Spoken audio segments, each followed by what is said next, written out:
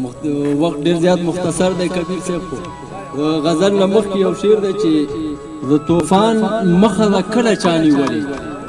د طوفان مخه د کله چا نیولې او زی به مخکې د پښتون کاروان ضرور غزل مطلب د صدر صاحب چې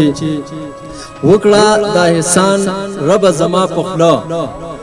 وکړه د احسان رب زما په خوله او کړم چې د حق سپینه وینا په خوله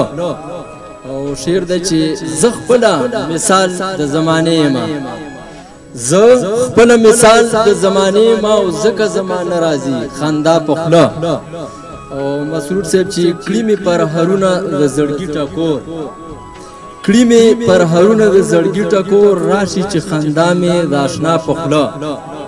او نن ورته په خپل حل وایم نن ورته په خپل حل وایم او نکړم ریباره اعتبار ستا په خوله مننه او بل شعر دی جمال صاحب چې دور د دستور ته فکر وړایم دور د دستور ته فکر وړایم وي د چا خندا او چا ژړا په خوله